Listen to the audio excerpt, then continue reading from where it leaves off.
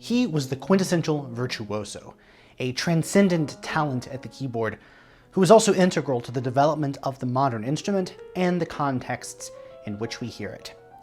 He wrote visionary music that stretched towards atonality and had one of the most fascinating, rollicking, rock star personal lives of anyone I've ever talked about on this channel. Buckle up, because I'm the classical nerd, and today we're talking about Franz Liszt.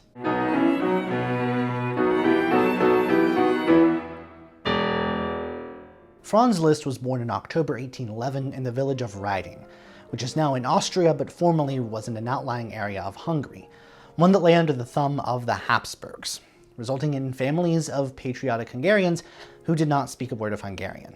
Young Franz was one of them, not least because his dad, Adam, worked for the Esterházy family, the same royals for whom Joseph Haydn had toiled for many years, and with whom Adam is said to have played cards while working towards a hoped-for position as a musician. The sickly Franz took after his dad in his passion for music, and when Adam's job took him around the vast Esterházy estates, Franz would tag along and play on their pianos, either something he'd previously heard or something he'd made up on the spot. Adam knew what it felt like to come close to success in music and fail, and he repeatedly beseeched Prince Nicholas for a transfer to Vienna while burning through the family's meager resources to buy and maintain a piano. Even after the prince relented and gave them a year's paid absence, it took a performance in front of a whole bunch of other Hungarian aristocracy to even fund the move to Vienna, let alone afford the city's high cost of living. Adam's link in the city was his friend Karl Czerny, who taught Franz in the evenings. Czerny helped Liszt improve his prodigious sight-reading skills and untangled his messy amateur fingering. But Czerny did not teach Liszt music theory. For that, he had lessons with one of Vienna's leading composers, one Antonio Salieri. Both men taught Liszt for free, and his time was 100% devoted to music. Salieri in the morning, Czerny in the evening, in the middle, practice and improvisation exercises. Vienna wasn't just a cultural and musical capital of Europe, it was also going through one of many of its phases where child prodigies were the hot new thing. The bull market for Wunderkinder in Mozart's day had cooled off when Beethoven first came along, but now it came roaring back. Czerny made sure that his hot young pupil was completely ready before making his first public appearance. Though his praise for Franz's performances was nothing short of rapturous, Adam Liszt felt a time crunch. Not to get back to the provinces, mind you, but to take advantage of his son's talent and use it elsewhere on the continent. Vienna had seen so many child prodigies that their novelty wore off quickly, and other cities beckoned. At any rate, the prince would never extend Adam's leave of absence, so it made the most sense to cut ties with the provincial life to become a full-time concert manager. The Liszts landed in Paris, where Adam sought to enroll Franz at the Conservatoire there, but their rules prevented foreigners from studying. So Franz ended up studying with the forward-thinking Czech-born composer Anton Reicha. He never got another formal piano lesson, but the family did rub shoulders with the Erards, illustrious piano manufacturers. The Liszts and Erards went into business. They would supply the budding pianist with instruments, which in turn would provide publicity for the firm. Erard had invented the double escapement, which allowed a pianist to restrike a note before the key had rebounded entirely. Prior technology had forced pianists to wait until the key returned up into its starting place in order to press the note down and get another note out, which meant manufacturers could adjust for speed or volume, not both. We often give credit to performers and composers of genius for taking piano technique forward, but lost here are all these sorts of technological advancements. The piano, after all, does not grow on trees. And Adam Liszt was every bit the businessman as Sebastian Erard. In the first 3 months of Liszt's time in the French capital, he had given almost 40 recitals, an average of one every 3 days in some highfalutin salon, where society's elites would shell out big bucks to hear a little Liszt. Adam would write to Czerny back in Vienna and tell him about his son's progress, mostly in the form of how much money he'd made, and this concerned Czerny. To the Viennese pianist, time spent practicing was the only legitimate marker of success. He's the type to be all like, "Sie müssen 40 Stunden am Tag üben." It was not the stress of the touring life as much as time spent composing that was the source of Czerny's worry. But he needn't have worried at all. The kid wasn't yet a teenager and yet traveled with his own piano. Difficult today, unbelievable in the days before rail networks. Adam, who accompanied his son almost every waking moment, fell ill in August 1827 and died at the age of 50 at the end of the month.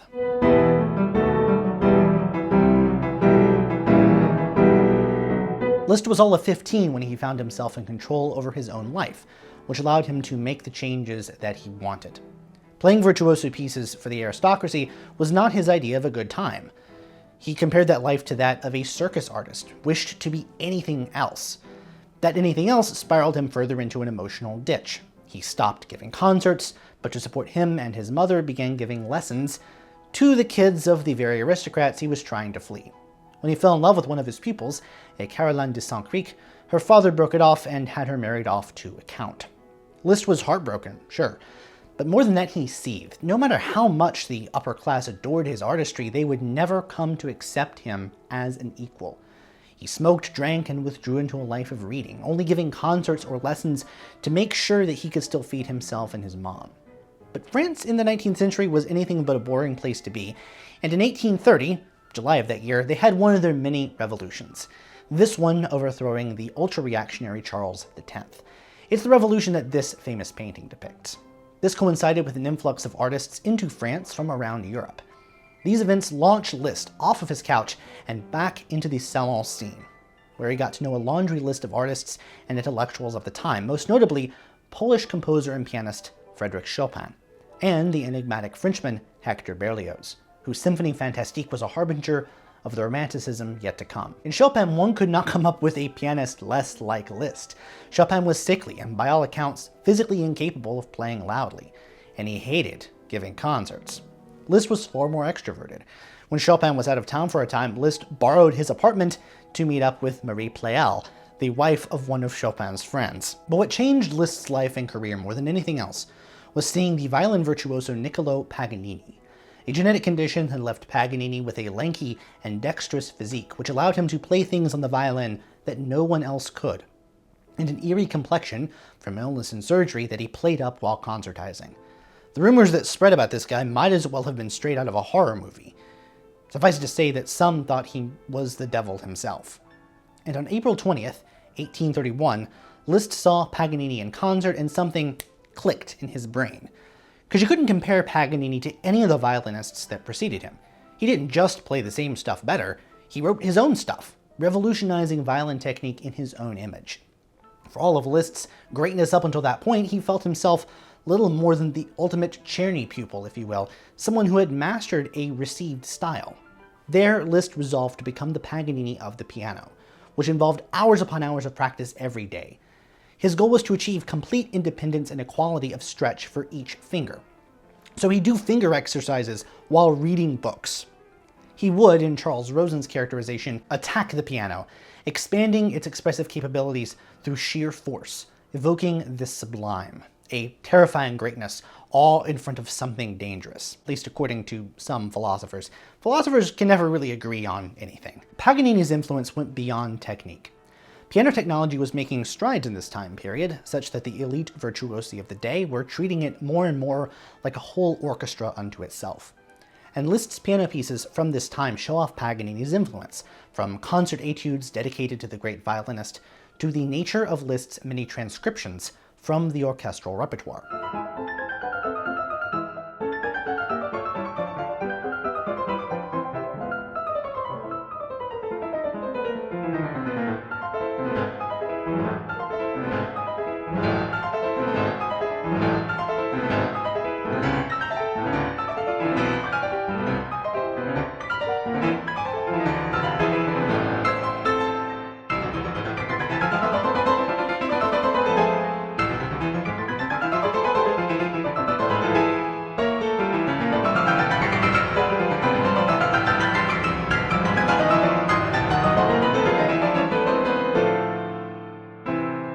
Liszt's transcriptions, somewhat like Bach had done with Vivaldi's pieces and adapting them for organ, was part to learn something about the pieces in question, part also to develop fully pianistic versions. There's a huge gulf between writing for orchestra and writing for solo piano. But maybe most of all, Liszt observed how the wild-looking Paganini marketed himself. Liszt adopted Paganini's habit of wearing all black, and his technique of provoking controversy and scandal, be it from his canceling of one concert or another to his much-publicized affairs with the ladies, sometimes multiple affairs at any one time, and with little regard for any extant marital vows. How much of this was Liszt being Liszt, and how much of it was Liszt playing the character of the mysterious, sexy, hard-to-get virtuoso is an unanswerable question. But Paganini was only a starting point for the Lisztian aesthetic. His life, Liszt later said, illuminated no other lives. To Liszt, Paganini was nothing more than a showman, someone with great promise and technique, but who wasn't really an artist because he didn't use virtuosity towards a greater end. A performer's abilities could, according to some of Liszt's writings, detract from the music rather than elevate it. Artists were not creatures who would just play amazing things on cue. There's subtlety in the mix. Lord Byron was also an influence here on Liszt's philosophy and his appearance, as were the theories of François-Joseph Fétis, who took a non-hierarchical approach to musicology. To Fétis, music didn't get better or worse over time, it just changed, and different cultures' music were equally legitimate. Fétis took to Liszt's youthful compositions and was, as far as I can tell, the first music theorist to predict the evolution of atonal music. Liszt was one of the most famous artists in all of Paris and barely 21 years old. And it's hard to keep a secret from a public who wants to know everything that they can about you. But minor scandals or press coverage were nothing in the face of his first major scandal. Liszt met the Countess Marie de Gaulle at a salon, and the two immediately began an affair. The Countess had been stuck in an unhappy marriage long enough to have had 2 daughters. The two led a tempestuous relationship that came to a head when the Countess became pregnant in March 1835. Let's just say that it wasn't the Count's. The Countess knew that they had to get out of there before scandal rocked the aristocracy. After all, Liszt was still considered of the servant class to these people, and off they went to Switzerland.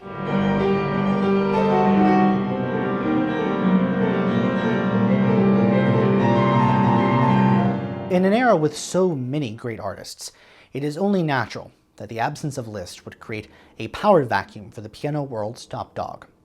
As Liszt and de Gaulle tried to keep the lowest possible profile up to the birth of their daughter Blondine in December 1835, his savings were getting low, and she resented his teaching of students and his socializing. He gave a few concerts to an uncharacteristically mixed reception. The culprit was pianist Sigismund Thalberg, who had come to Paris in the autumn of 1835. Marie didn't let Liszt travel back to Paris until May of the following year, and Liszt was obsessed with Thalberg, specifically putting the man in his place. During this rocky period of travel, Liszt had composed a number of pieces, not least of which were the pieces that would become part of his long cycle Years of Pilgrimage. We tend to think of composers and performers as performers today, but they didn't. Thalberg wrote his own transcriptions and paraphrases on existing pieces, exactly like Liszt did. Heck, Thalberg's whole career was staked on this, and you could hardly go to a concert in the middle of that century without running into at least one operatic paraphrase. Side note on paraphrases for a moment. In the early 1830s, Liszt came up with what he called partitions, which were transcriptions of orchestral scores, but not always exact. Liszt was more interested in achieving the overall effect of an orchestral performance with such transcriptions. They're not note for note as much as recompositions, especially when he started doing it with operas. Unlike his contemporaries, Liszt was not satisfied in arranging a potpourri of hit tunes from the years, or in some cases months, hottest opera. I don't know if I'd say that Liszt hated Thalberg, but he certainly didn't like the way people viewed him as great. And neither did the Countess, for that matter, who preferred the serious, contemplative artiste in Liszt to his bombastic, virtuoso, extrovert, lover boy side. They wrote an article, published anonymously, in early 1837, lambasting Thalberg for being a charlatan. Thalberg, for his part, couldn't have liked being treated this way, and increasingly wanted to put Liszt in his place too. At the end of March, they dueled. On pianos. This wasn't some kind of Aaron Burr or Alexander Hamilton sort of situation. They were civilized about it. And the press could not decide a winner. The host of this event was the Princess Cristina Belgiojoso, who had asked Liszt and 5 other pianists to create variations on a Bellini aria, to be bound in one collection called Hexameron, which she hoped would be ready by that concert, but it wasn't. While this Liszt-Thalberg match could have turned into the Army-Navy game of romantic pianism, the two never had this kind of heated duel again, and Liszt held his tongue on Thalberg from then on. Not that he wasn't bothered by Thalberg's continuing presence as a rival. One of Thalberg's paraphrased warhorses was his 1834 Grand Fantasy and Variations on Bellini's Norma. And in 1841, Liszt decided to out-Thalberg Thalberg on his own turf with his Reminiscences de Norma. The use of 3 staves to notate piano music, as we see in this piece, is a Lisztian innovation. Each pianist had their own set of tricks. For Thalberg, it was something called the 3-hand technique. In its most basic form, there were rapid figurations in either hands, and a melody split between the thumbs in the middle register. At the right tempo, this effect sounds bigger than just 2 hands, and has the added benefit of sounding quite a bit harder than it actually is. For Liszt, it was pretty much everything, but most notably his immense physicality. He was skinny but strong, made a show out of having multiple pianos on stage and snapping a bunch of strings on each instrument over the course of each concert until none of them were playable by the end. When you put this together with his finger exercises and his showmanship, it's safe to assume that he must have practiced destroying pianos by playing them. Otherwise, he might have run out of piano before he finished his set.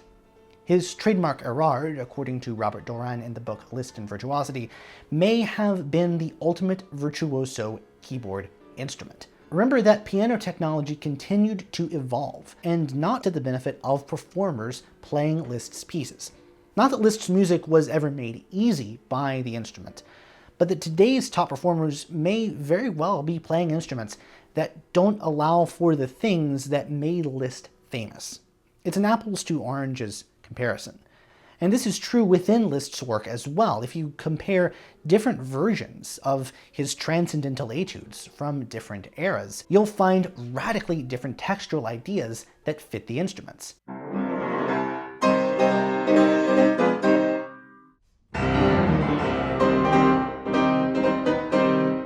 Likewise, what was possible in 1851 could not be done on an 1837 instrument. Such was the rate of technological advance. So we can get an insight into Liszt's technical abilities and the instruments on which he played through his music. His compositional career really got going in this era, with the poetic and religious harmonies and his first attempt at a piano concerto.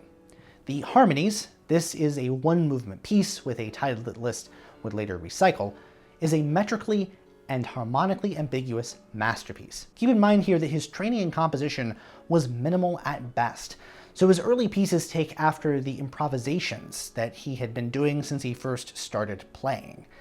And he knew all of the repertoire, so I don't know how effective convalescence would have actually been. The form that exists in these pieces is more innate than taught. Flashes of the brilliant master of form that we later see in the B minor sonata exists alongside more run-of-the-mill fare. There are far more hits than misses, but for my money, nothing in the league of what he would later write. And he wrote a ton.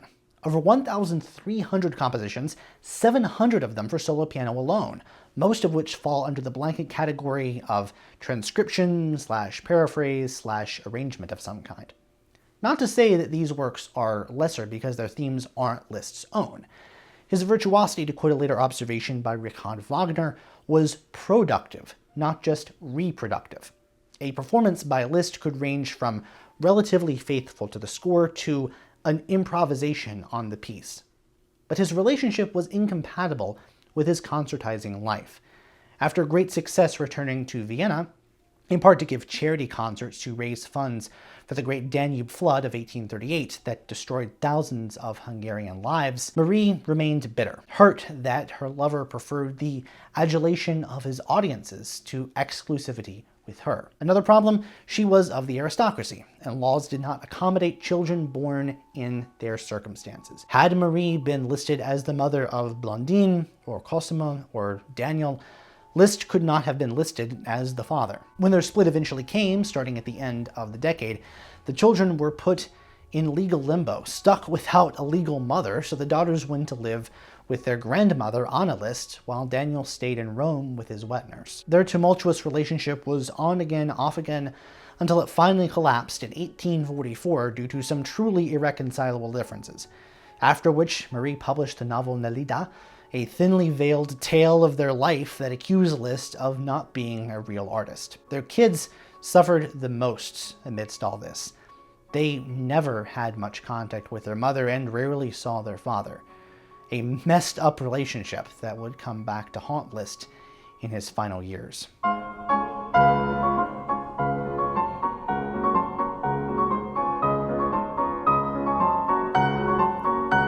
The The German word Glanzzeit, literally splendor time, usually translated as heyday, has been used by Liszt biographers over the decades to refer to his prime years as a touring virtuoso, 1839 to 1847.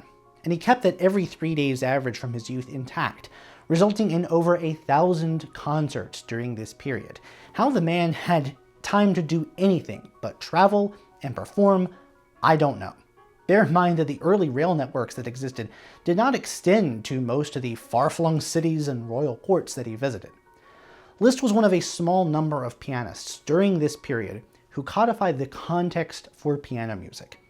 If you went back to earlier eras, concerts would be a mishmash of different performers and ensembles and pieces and extracts of pieces. But Liszt wasn't the type who wanted to share the spotlight. Liszt is credited with having invented the concept of the piano recital, a word still used in mostly piano contexts to this day, and as far as I can tell, this is accurate. He invented the recital. Before this time, you had private and public concerts, where the private performances would be those in the salon, which musical artistry was rewarded in an intimate environment, think Chopin, while public performances were these big catch-alls designed to show off your knowledge of the latest operatic repertoire, accompany your friends, and advertise yourself as a teacher. Liszt used the term recital to refer to his concerts where it was only him playing. The concert is myself. He had invented these, which he called musical soliloquies, for audiences in Rome first, before taking the show on the road to Paris and beyond. Liszt's virtuosity captivated audiences and sent their imaginations flying, by turns liberating, captivating, and transformative to his listeners. I would say sorry for the pun, but truly I am not. Scholars have identified Virtuoso's popularity in this era as a release valve for the otherwise stifling social pressures within the concert hall and in a quickly evolving society. Virtuoso pianists were not considered revolutionary rabble-rousers by those in power, and so Liszt could express his brand of Hungarian nationalism through music without a ton of pushback from the Austrian government, because he rarely said anything out loud. When he did, it bit him where the sun don't shine. Liszt also preferred playing his Hungarian-inspired music in France, which was going through a fascination with the exotic in the post-Napoleonic era. And by exotic, I mean anything that has an augmented second somewhere in there. To go back to the self-marketing angle, he turned the piano around. If you go to any recital today, the piano will be perpendicular to the audience, so you'll see only the right side of the pianist's face. This helps with projection because the lid of the piano is angled out and reflects sound back out towards the audience, and it also shows off Liszt's cheesy, sexy move of tucking his long hair behind his right ear as he played. Yeah, he invented that. These innovations more than made up for it just being him out there. He didn't just sell the audience great music, he sold them himself. And we have no shortage of descriptions from his contemporaries. Mendelssohn was blown away by Liszt's genius at performance, even if he tempered this praise by saying that Liszt's opera fantasies didn't have the originality of a genius. Robert Schumann said he played like a god. Some of the papers assumed that he must have come from the other direction. Klára Schumann shouldn't be sold short here. Although she did not invent the recital, she did more than Liszt in codifying its chronological structure and its focus on serious works at its core, like Beethoven's sonatas. But even she played these operatic fantasies until around 1850, at which point concertgoers' tastes had changed. Both were known for playing from memory, which was unusual at the time, but by golly, because they did it, that means everybody's got to do it now. Beethoven was the central composer in Liszt's life, and Liszt's repertoire outside his own music focused on the composers who worked in the transition from classicism to romanticism. Beethoven, of course, but also Schubert, who was not really in vogue when Liszt made piano transcriptions of some of Schubert's songs. Liszt was able to give the public all of the glittering pieces they wanted, while also playing pieces which weren't as popular in certain regions. Beethoven in France, Bach in, well, lots of places still, and a host of other pieces from names we hear little from today. Czerny often gets short shrift in the Liszt narrative, but Liszt was known for playing his old teacher's Opus 7 sonata out of respect, which didn't stop him from doing what he always did with pieces like that, which was to add difficulty to them if they weren't difficult enough. The only place immune to his charms, it seems, was Great Britain, whose critics dismissed and mocked him as being an unserious artist. His attempted returns to the British Isles, despite this reception, were motivated by money. He accustomed himself to a lavish lifestyle and gave away lots of money to charity. So regardless of how much he made, he was never more than maybe a few months away tops from being flat broke. Hungarian officials asked Liszt to come and visit to thank him for his relief efforts. The fame of this Hungarian had swelled their national pride, and after a concert in early January 1840, the crowd that had gathered outside to greet him was so large and so rambunctious that two bands that were there could not hear one another. Applause and fame were one thing. In Hungary, he was a living legend. People reacted to his performances the way that teenage girls do to modern pop stars. This was called Lisztomania. Bidding wars and knockdown drag-out fights occurred between fans who wanted a seat that Liszt once sat in, or a locket of his Fabio-like hair. At least one lady in Berlin took his used cup of tea and infused the dregs at the bottom with her perfume. Another insisted on finishing a cigar that the maestro had only half finished, to these results. Many years later, one lady would take the upholstery off of a chair he sat in and frame it. Heinrich Heine thought that this was an elaborate piece of fraud. Not that the symptoms of Lisztomania didn't manifest themselves, that much was true, but that Liszt and his secretary, Gaetano Belloni, set up the recitals with just the right conditions to incite such a feverish adulation. So if I desire to come back and play again, maybe that's what I want to do. Maybe that's the challenge that I may need someday down the road. Having just won 3 straight NBA championships with the Chicago Bulls, Michael Jordan abruptly retired prior to the 1993-94 NBA season to focus on a budding, but ultimately unsuccessful career in professional baseball. His decision to do this was shocking to the world of American sports. No one believed that the best in the business, at the height of his powers, would just choose to quit. Stop, let it all go. European music fans must have felt the same way when Franz Liszt hung up the touring circuit to settle in the city of Weimar in 1848 and become Kapellmeister extraordinaire in the service of the local duke. For all their differences as a couple, Marie de Gaulle's problem with her erstwhile ex was something that he too felt deep within him. That being a virtuoso, giving tons of concerts, and having the kind of public image was hindering the development of his artistry. Had he been better with money, he could have taken his foot off of the gas. So what made him stop so suddenly? It wasn't that the Duke was giving him a luscious salary. The short answer was that it wasn't a what, it was a who. And that who was Princess Caroline Zuzanne Wittgenstein, a Prussian princess of the Russian Empire of Polish extraction who grew up in modern-day Ukraine. She was stuck in an even more loveless marriage than the Countess, but her and her husband had separated after a few years. Even after her abusive father, who had forced her into the marriage, died, neither one of them wanted to pursue an annulment, divorce being impossible in Catholicism. She ran an exceedingly large estate, but was unfulfilled, both intellectually and romantically, a problem that Liszt could solve. She visited him during his tours around her neck of the woods, and left the Russian Empire with her daughter Marie, of all names, and settled down with Liszt in Weimar, which he envisioned would be a new hub of culture, ancient Athens but in a higher latitude. Liszt may have felt as though he'd sold his artistic soul and wanted to take steps to straighten out his legacy before it was too late. He ended his career as a virtuoso on tour, and the princess and her traveling companions smuggled a small fortune out of Russia. She asked the archbishop back in St. Petersburg for an annulment, which, given that she did not freely consent to the marriage that she was in, Catholic law should have, and does, allow for an annulment, but it was denied, at which point Liszt felt that there was no point in hiding their relationship, and they officially moved in together. Their home included instruments owned by Beethoven and Mozart, boasted by some accounts the single largest private library in all of Germany, and had guest rooms for pupils to live there full-time, room and board.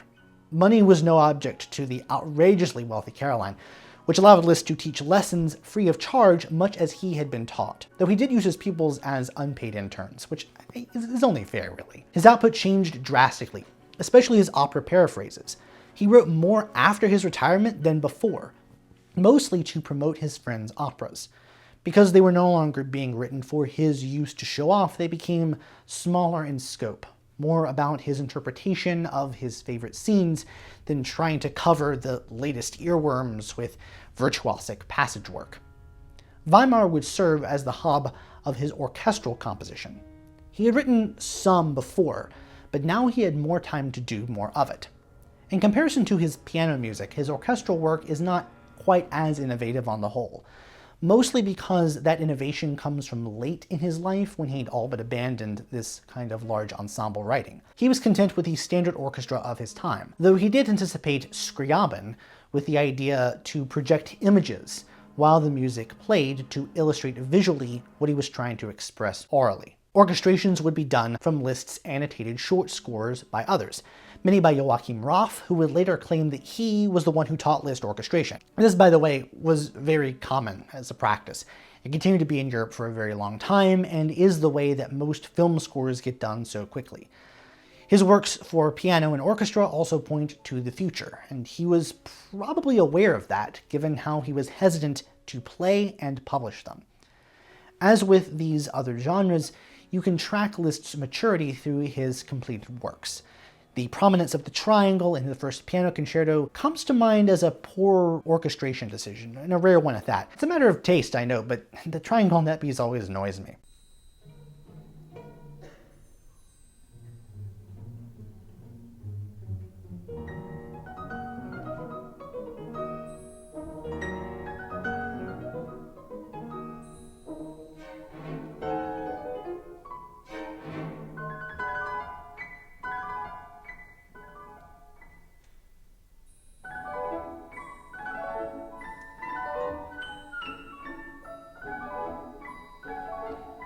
Liszt did, of course, have final say in the orchestrations after his assistants had done the busy work.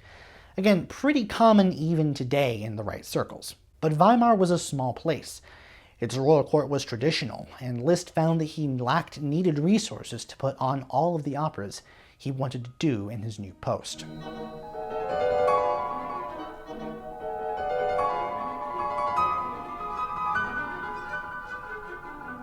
What so many people miss about Liszt is that underneath the flashy showmanship and the wild contours of his personal life lay a deep-seated desire to advance the musical art. This was somewhat related to his technical innovations, in that they sprang forth from the same well. That well being a spirit of revolution that cast aside the received wisdom of the past in favor of a grand leap into the future. In his orchestral work, for instance, he shunned symphonies because he thought that the genre had run its course and meant nothing to the present-day composer. He did write some, but they weren't abstract. They had titles. They were about something. They had stories. He produced two of these pretty much back-to-back between 1854 and 1856, on the Faust story and on Dante's Divine Comedy, respectively. While many of his contemporaries still wrote symphonies as multi-movement pieces of self-contained orchestral music, he favored the idea of the symphonic tone poem, combining music and poetry into a grander one-movement art form that could supplant the old. Of these 13 works in this form, only one, the Preludes, is known widely today, which I think is a shame because there's a lot of really good stuff in there. Liszt, assisted by the Princess, came up with the programs for these pieces after the music had already been sketched out, which has not stopped most analysts from diving into them through their texts, which might be the opposite way you should do it. This is part of the New German School, or the music of the future. There's really no great term to describe this movement. Musicologist Karl Franz Brendel came up with a former term in 1859, which is immediately problematic because of the three composers he grouped, Liszt, Berlioz, and Wagner, only one of them was actually German. Brendel followed in the footsteps of German critics who associated the term German not with a country, it wasn't yet a unified country at all, but with quality music of Beethovenian roots. The term music of the future comes from the very next year, from from an essay that Wagner wrote. Music as an academic field does not like to come up with new names for old things, so these two kinda incorrect terms have stuck to refer to this particular movement, and a focal point for it was Liszt's time in Weimar. The idea of infusing music with poetry resonated with Wagner long before these terms came to be. He had met Liszt in 1840, but they didn't really get to know each other until the Weimar years. Liszt, as conductor, led the world premiere of Lohengrin and the local premiere of Tannhäuser,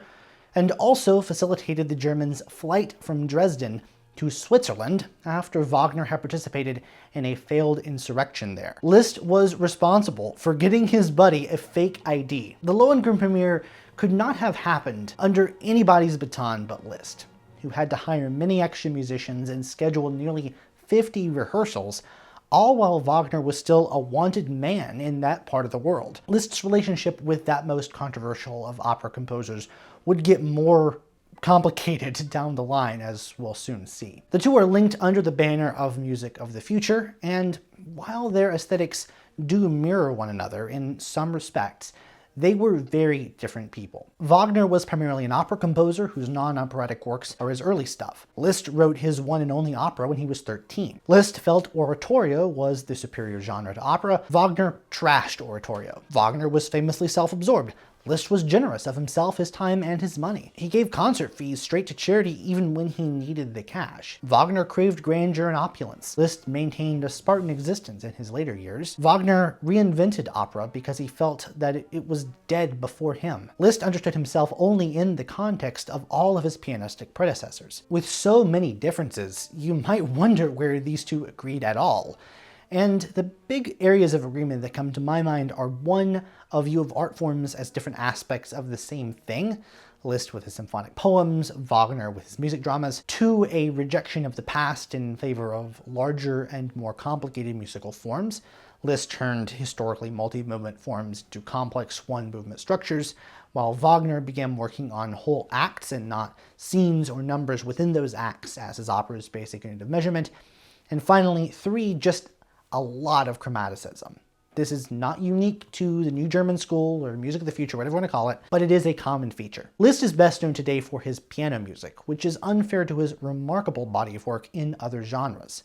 Much of his orchestral music, and especially his songs, which poured out of him during the Weimar years. Critics of his songs then and now point to his songs' awkward text setting in German. Liszt spoke German quite well and could converse in several other languages, but his preferred tongue was French. When he set French poetry, he did so in the German lieder style. Small potatoes in the big scheme of things, but it seems like it was enough to throw his songs into obscurity.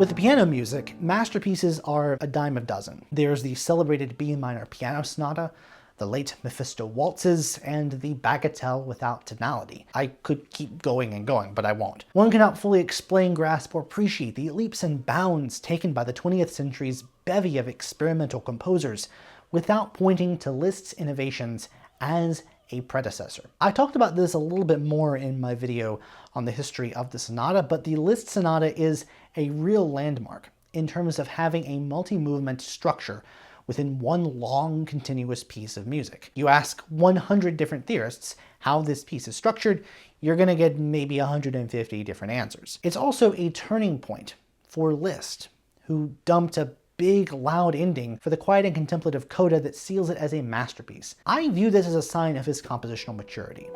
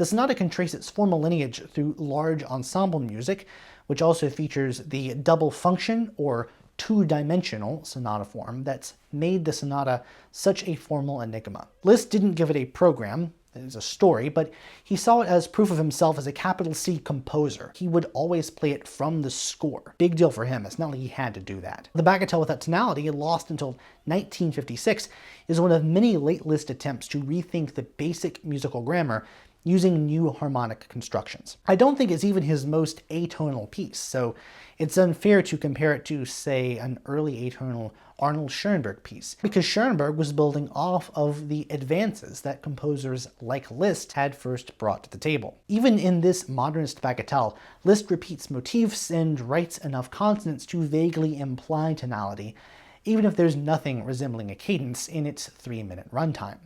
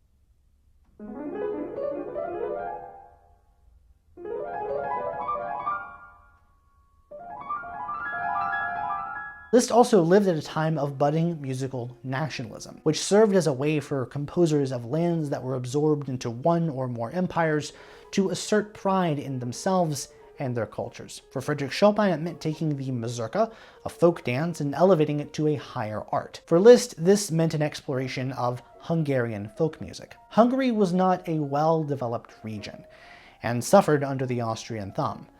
Its folk music was its identity, serving as a symbol of defiance when the regime suppressed other aspects of Hungarian culture. Ethnomusicological excavation would have to wait until the next century.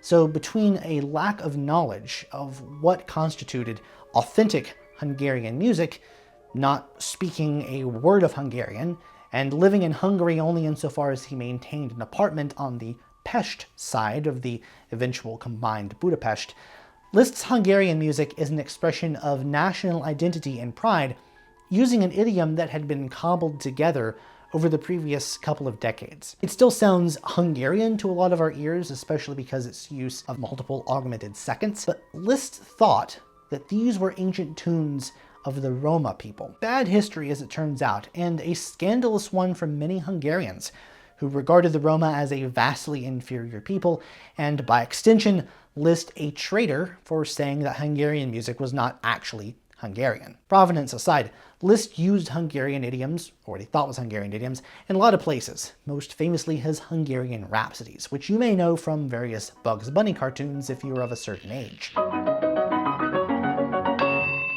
Often cited as evidence of Liszt's modernism is the beginning of the Faust Symphony, which contains all 12 notes of the chromatic scale in order.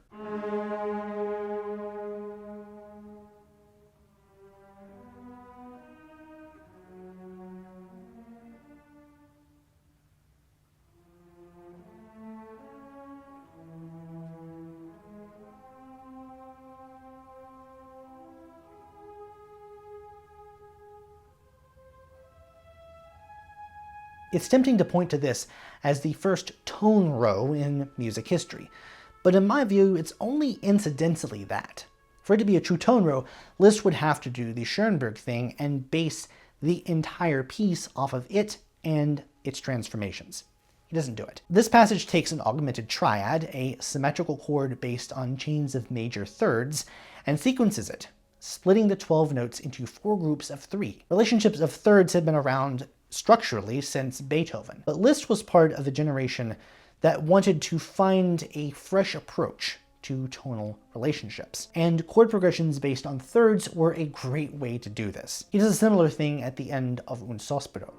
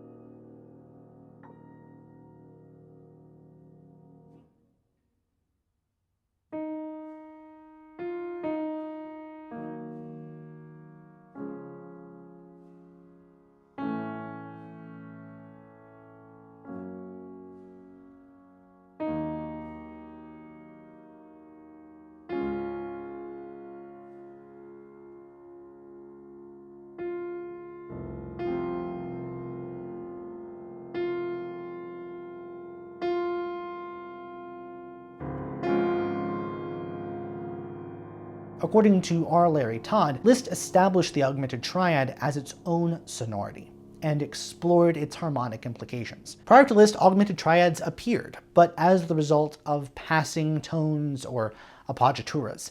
That is to say, stuff on the surface level of the music, not the deep background, not structural. You could do the same thing with minor thirds. Usually this results in a lot of diminished seventh chords and early tritone substitutions. This pops up in Liszt, but it was not unique to Liszt. Either way, major or minor thirds help generate symmetrical divisions of the octave, as opposed to the unequal 7 notes of the diatonic scale. In his 1850 symphonic poem Prometheus, Liszt builds his opening harmonies by stacking fourths and not thirds, what later came to be called quartal harmony.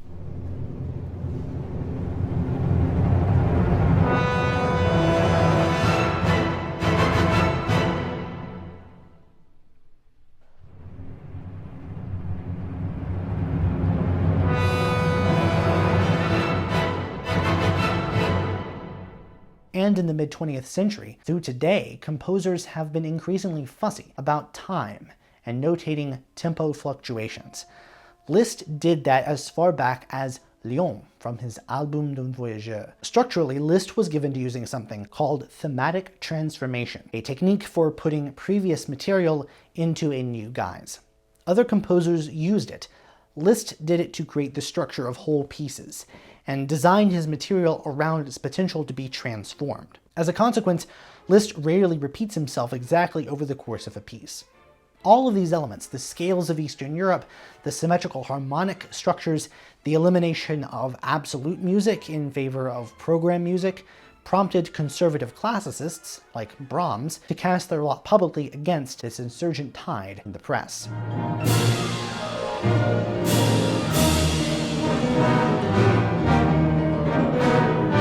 We now return to Liszt's love life already in progress. Weimar was not a city. It was more of a town. Had about 12,000 residents and a provincial musical life fitting that number. As much as Franz and Caroline would have liked to have been married, this was impossible. Not that she didn't exhaust every way of getting that annulment. Their relationship was much better for his music making. She wrote that she made sure to be in the same room when he was composing, lest he get fidgety, distracted, and drink. They also worked together, with Caroline as his transcriber and editor. As a result, there is some debate as to how many of the articles by Liszt from this time were infused with her ideas, or even those of Peter Cornelius, who would translate the French manuscripts into German for publication. Meanwhile, it seemed like the annulment question could be solved if Caroline could convince her erstwhile husband to do so, and he would only do that if he stood to make some money, or rather get something in return for relinquishing his claim over her vast wealth. Their relationship soured over the future of their daughter Marie, who, though not even 16, had fielded a marriage proposal from a French baron, and the prince appealed to Tsar Nicholas I to recall Caroline to the Russian Empire. The local scandal had blown up into an ongoing international feud. The officials of a tiny Weimar wanted nothing more than to be rid of these two, and why Liszt stayed comes off to me as a matter of wanting to stick it to those who wanted him gone. Caroline overstayed too many deadlines set by the Russian authorities, who began a trial against her in her absence. She was fated to be stripped of everything and deemed a criminal living a life of exile. Marie now inherited her fortunes, which she would have to completely give up if she went through with the marriage to the baron. Into this wealth of political and personal drama had come a new student.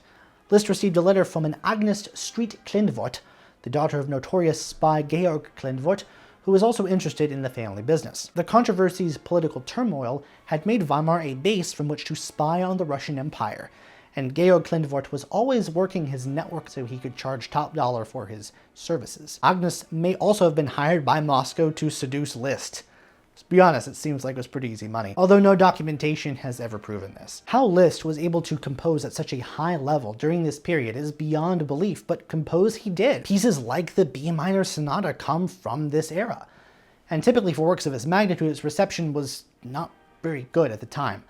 He dedicated it to his sometime pal Robert Schumann, who was suffering from the severe mental health problems that would end his life, and his wife Klára regarded it as just noise. His favorite pupil Hans von Bülow premiered the work in 1857, and he would go on to marry Cosima later in the year. The story goes that Brahms fell asleep during a performance, and it was not performed publicly at all between 1861 and 1880. Liszt's time in Weimar was coming to an end, as the new theater administrator in town, named Franz von Dingelstedt, and with a temperament to match it, expressed his hostility to Liszt and the scab on their social scene by probably organizing a crew of boo-birds and miscreants to sabotage the premiere of a Peter Cornelius opera that Liszt was to conduct.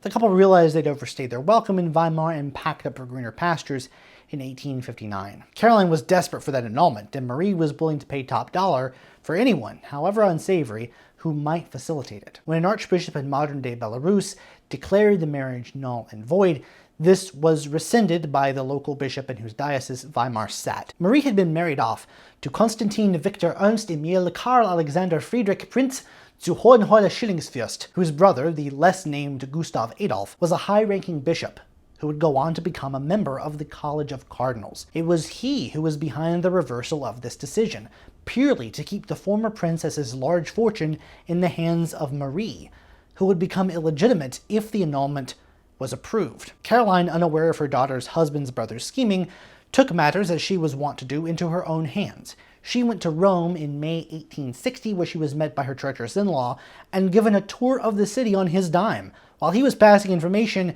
on an attempt to ruin her reputation. She found out, was eventually able to secure an audience with Pope Pius IX, who ordered the College of Cardinals to re-examine the case. And in January 1861, the annulment came. Had Caroline hurried back to Liszt immediately, they would have gotten married. But she had fallen in love with Rome and had her plans to put the Rome in romantic. On the night before their wedding, the Pope rescinded the annulment. The family, desperate to keep a stranglehold on her vast fortune, had won in the end. Liszt, for his part, didn't ever seem to want to get married. The fact that she'd been in Rome by herself the past 16 months was the nail in the coffin of his love for her. Although they would still remain friends. Liszt was so charismatic, he was actually able to stay friends with his exes. That's really saying something right there. Caroline, already a social outcast, holed herself up in a dark apartment that reeked of cigar smoke, with only her immense overflowing book collection and her prodigious writing projects to keep her company.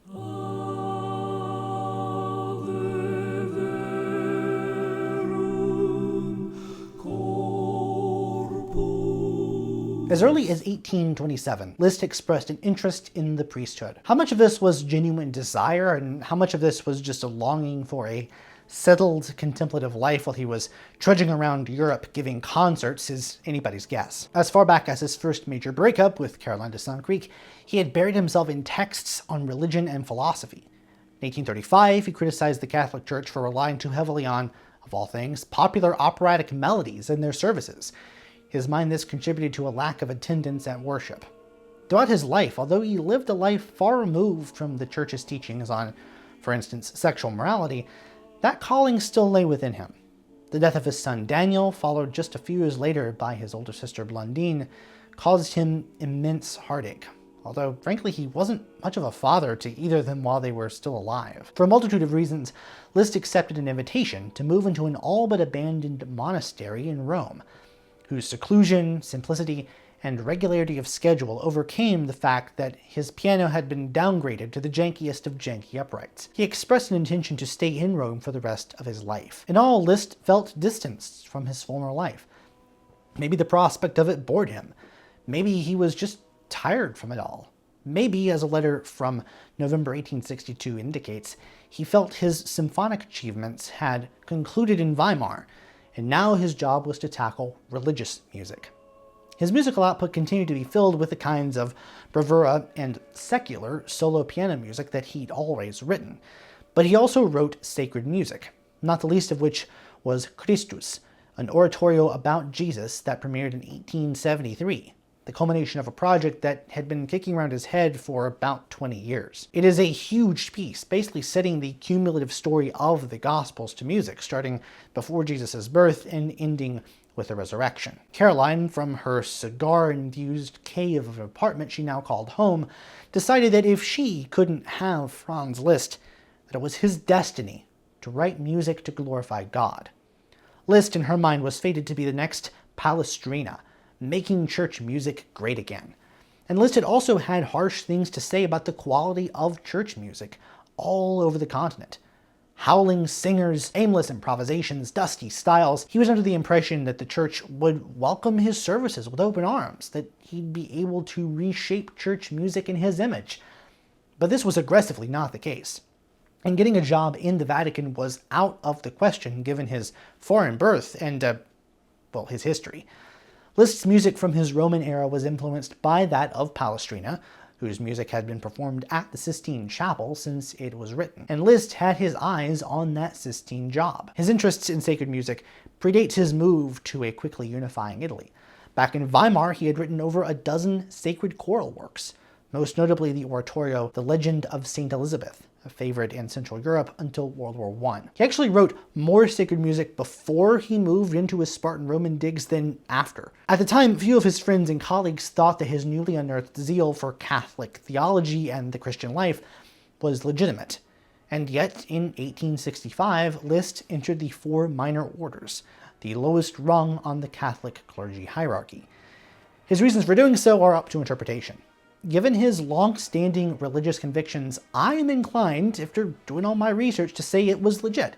But the opposing argument here is its convenience. Caroline's ex-husband had died, and Liszt was under some pressure by certain aristocrats to finally put the Wittgenstein Affair to rest and marry a lady who was now also his ex, but who was still friends with him and lived basically down the street. He gave a farewell concert, which was anything but, and then got tonsured, which is this doofy haircut if you don't know. He was now an Abbé. The upside, at least to Liszt, was that the minor orders did not come with the side salad of celibacy, which he would have broken probably within maybe 72 hours, being generous. Some scholars have suggested that he did this to try to get a position directing music at the Sistine Chapel. Liszt had studied the life of Palestrina, and he knew that Palestrina had been dismissed from the directorship there because of his marriage. But Liszt also must have known enough about the Vatican to know that, by tradition, they promoted from within and were very resistant to foreign hires. While the Pope was sympathetic to Liszt's desires of reform and hoped that Liszt's music could be used for the repentance of criminals, the conservative and insular Sistine Chapel choir would have none of him and his spicy modulations, literally telling him that they were too busy to rehearse or read through one of his works when it was actually their off day. They just didn't want to do it. Ron's not here. He's right there. I can see him. Regarding him taking the lesser orders, his friends ranged from bemused to, in Wagner's case, outright horrified. I really shouldn't call them friends. There was really no love lost between those two.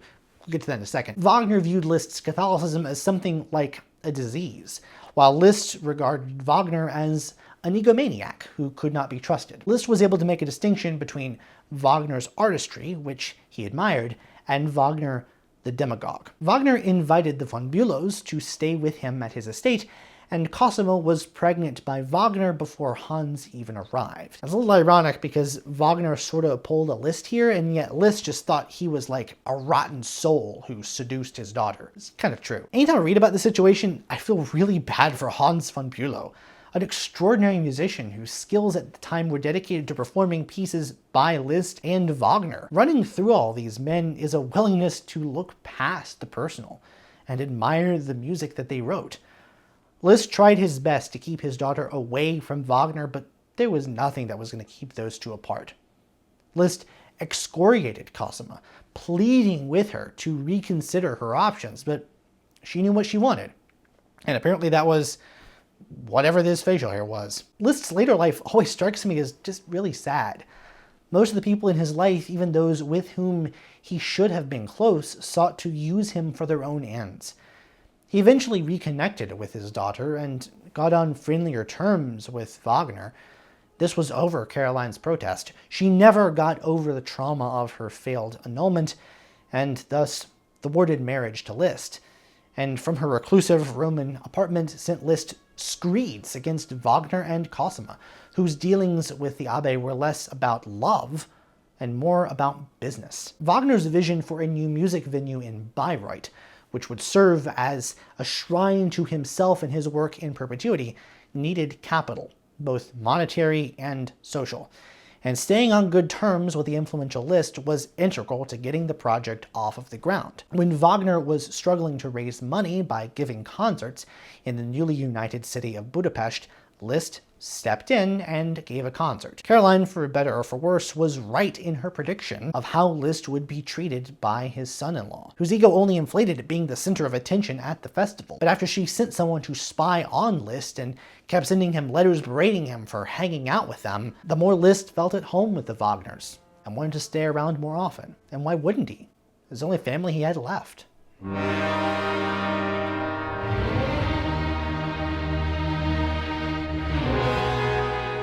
Loya puts it best at the beginning of his contribution to Liszt and Virtuosity. It's famous for sparse textures, compact and repetitive phrases, dissonance, borderline post-tonality, and general oddness. General oddness?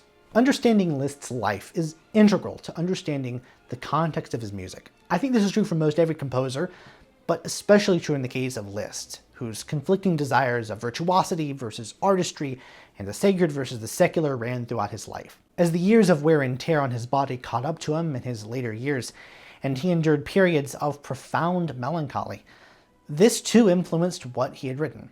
Sure, he'd already written himself to the history books for his incredible feats as a performer and as a national hero for the Hungarian people, but this was not the same as the reputation of a truly genius artist. When Caroline would write to him about not living up to his potential or whatever, she was prodding that same fear in Liszt. At this point, he had nothing else left to prove and can turn his eyes towards the future. Rarely did composers enjoy a latter-day flowering of creativity. Liszt's was less a second wind, as Wagner and Verdi enjoyed, but a gradual paring down to the essentials of creative expression. As a result, this is the Liszt I listen to the most. The autobiographical interpretation of Liszt's music is most prominent and helpful for The Years of Pilgrimage, a collection of pieces related to his travels that he began many years ago while fleeing to Switzerland with Countess d'Agoult, and finished in 1877. A few of these pieces in the third volume are nominally about the cypress trees of Rome, but are really about the dense fog of sadness that plagued these final years. The title, with that word pilgrimage, usually denotes an act of journeying to a holy place, yet these are pieces that don't add up to any one destination.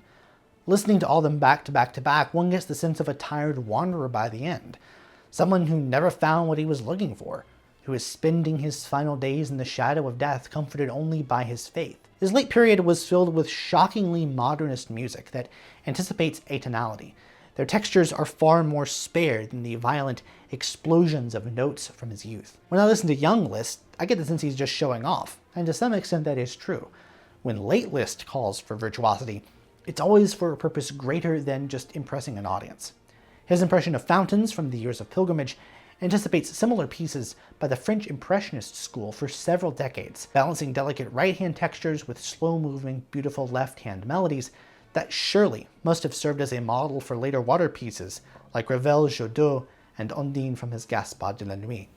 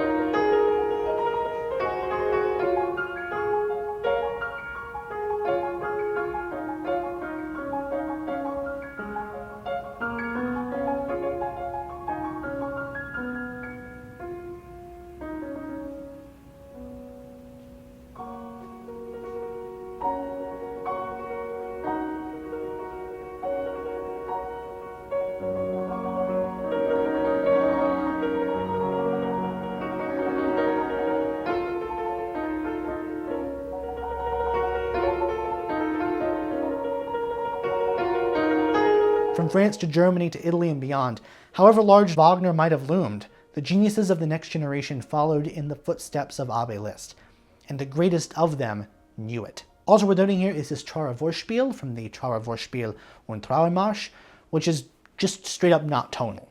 You have synthetic scales and augmented chords in this very late elegy, used to the point that the best analytical tool is pitch class set theory. 1881's Quiet Bleak Nuage Gris, a forerunner of Debussy, was so modernist it caught the ear of Stanley Kubrick, devotee of later Hungarian Józsi Ligety's music, and he used it in his last film, Eyes Wide Shut.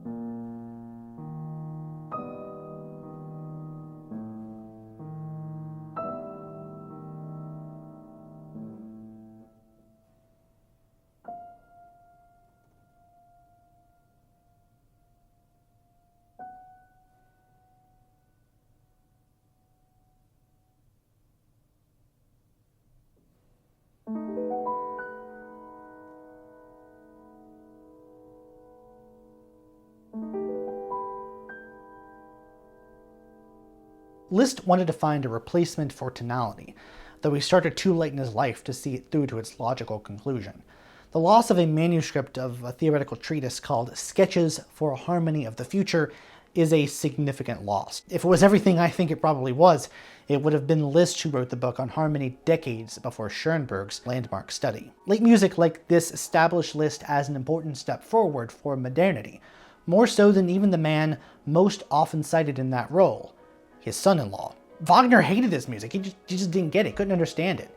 Called the works meaningless, called their composer borderline insane. This isn't to diminish Wagner as a source of modernism, but to illustrate that Liszt was just that further down the road that led to full modernism. The finale of the Years of Pilgrimage features extended passages in the whole tone scale, later made famous by Debussy, and plays with some extreme textures, like the kind of low, dense chords that composers typically avoid because it makes things sound muddy. The late music was part of a vicious cycle. The more he wrote, the more he alienated former musical allies, fueling the very bleak outlook that inspired so many of these pieces in the first place. He was sure that they'd be appreciated after his death, and he was right.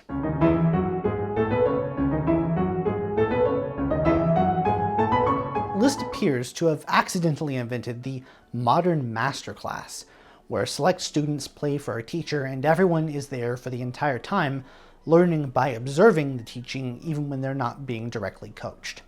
These group lessons were the result of not being able to teach, which is an art unto itself and which no one had ever passed onto Liszt. He was no Czerny or Salieri, and many passed through his class, which is why Liszt had so many pupils. Attendance was never taken, and master classes blurred into social gatherings and vice versa.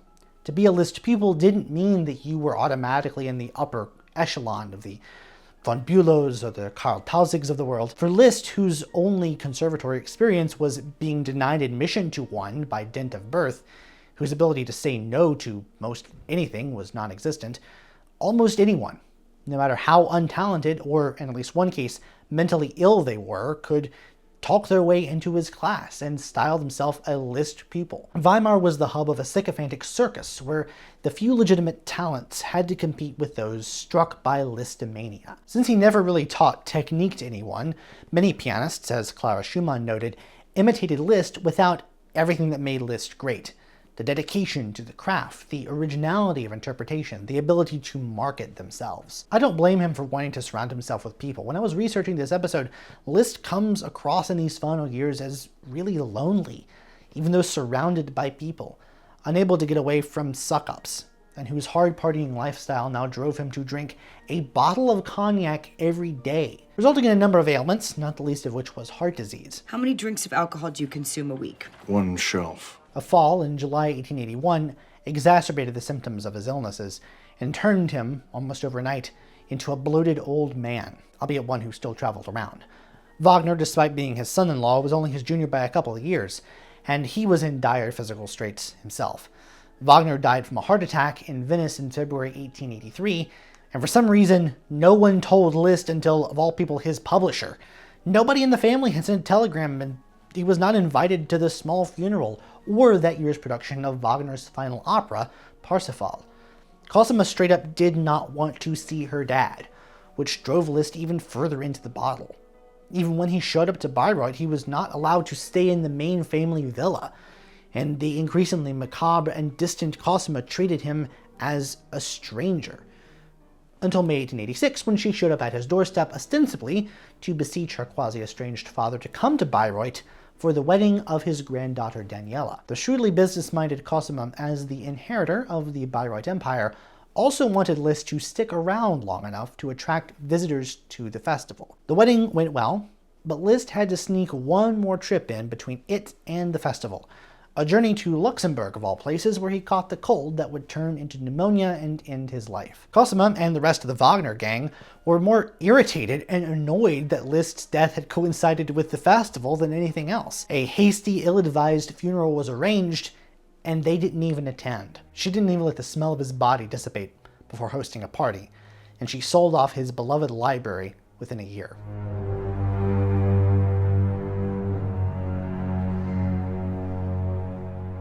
The legacy of Franz Liszt is also warning, and not just to musicians. You see this in other multifaceted artists.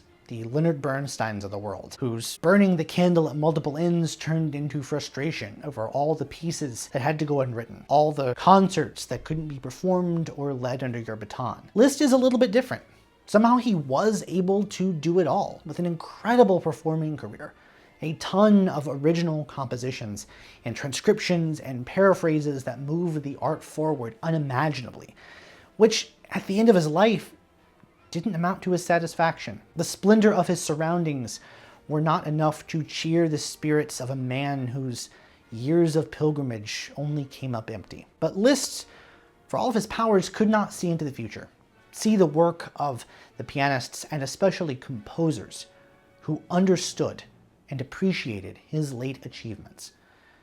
We look back on Liszt today as a central figure of Romanticism in every facet of music, with he and Wagner forming a 1-2 punch that drove the evolution of music forward. Liszt's work ethic, his visionary music, and his spirit of charity and giving should inspire us. But what he really teaches us is to have a place we love, a place that we can call home, to surround ourselves with people who care about us and not for what we can do. For Liszt, like the celebrities of today, that was far easier said than done.